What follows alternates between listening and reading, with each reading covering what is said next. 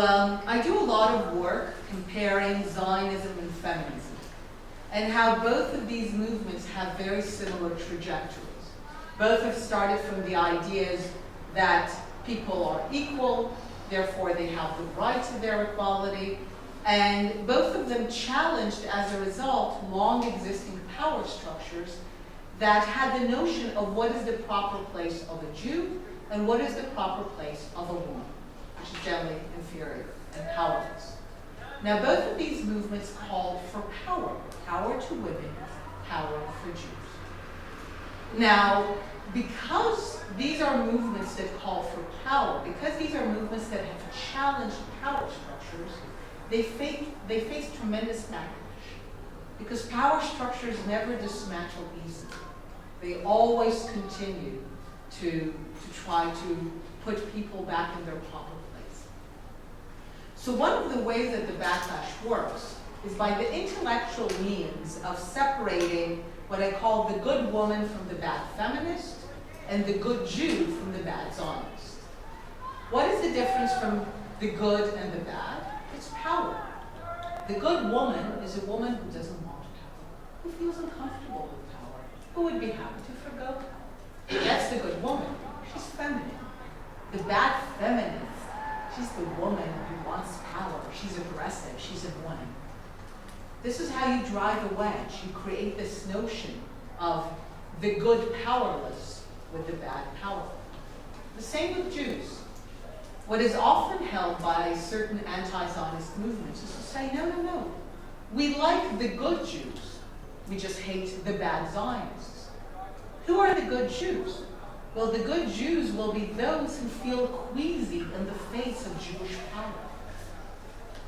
It is not an accident that whenever you have more clear expressions of Jewish power is when you see the greatest violence against Jews. It's also the same with women. The more women aspire to power, the more you see violent responses.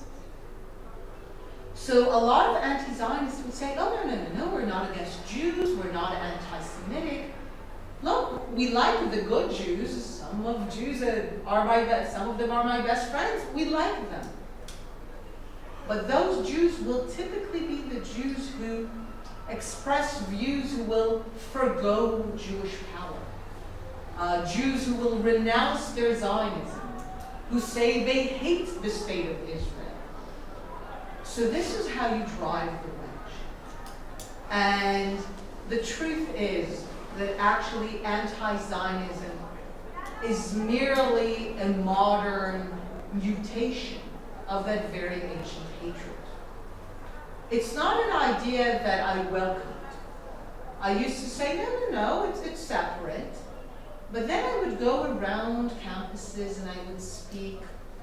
And I am considered a moderate Israeli of the left. I support Palestinian statehood, partition of the land, 2 states. I oppose the settlements.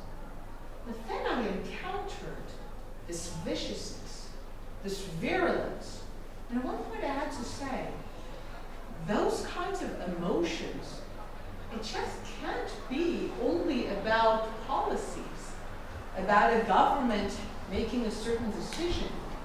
That kind of emotional intensity, at least to me, spells out something more sinister.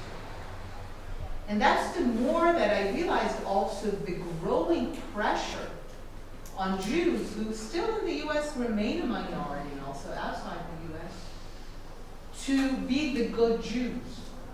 The pressure to renounce Israel, to say, look, I hate this country, I fight against it, I'm not a Zionist. They will be the ones who will typically get the stage in order for those movements to say, we're not anti-Semitic, look, we let a Jew speak, or we like that Jew, we're only anti-Zionist.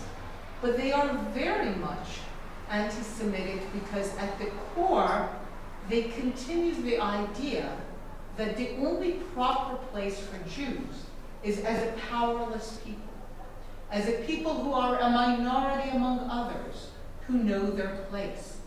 Now, it's masked under a lot of words and the search for justice, But then when you look, for example, at the BDS movement, the movement to boycott, isolate Israel, it speaks in the names of rights, of justice.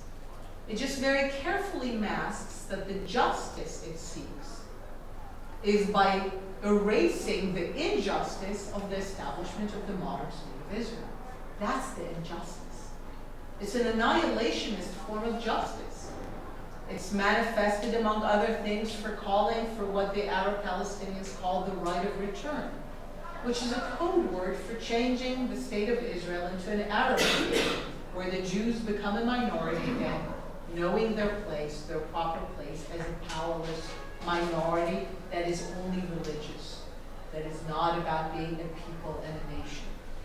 So there is a longer history of Jews opposing Zionism in the 19th century and the early 20th century on various theological grounds. You know, we need to wait for God to send his Messiah, it's not up to us. Religious people who oppose the secularization of Zionism, but that's more of an intellectual debate. When you hear about it today, anti-Zionism is ultimately about saying Jews alone among the world's peoples have no right to power, have no right to a redistribution of resources. What is equality if not the redistribution of resources? So the Jews have no right to own land, to have a share of the earth as land to govern on their own.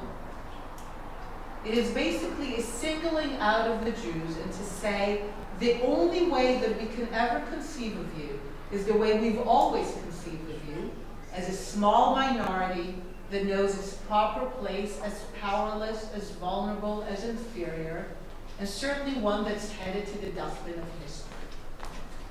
And for me, there's only a very simple question you need to ask people who say that.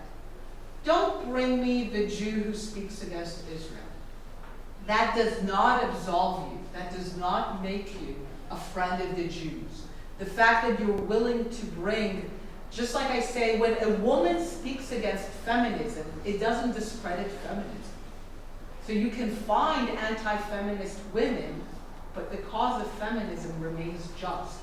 The right of women to power, to redistribution of resources remains just. So you can find Jews who, under this massive pressure to separate the good Jew from the bad Zionist, will give in. But they don't justify the anti-Zionist stance. It does not make it legitimate any more than an anti-feminist woman makes anti-feminism legitimate. So for me, there's only a very simple question one needs to ask in order to expose the biases. Ask the people who make that claim, do you acknowledge that the Jewish people are an indigenous people who have come home? Do you acknowledge that the Jewish people as a people and a nation have the universal right to self-determination, to govern themselves, which is the universal right of every people? If you get a yes, then that person can truly make that claim, but then they would no longer be an anti-Zionist, because they would acknowledge that the Jews have that basic universal right that every people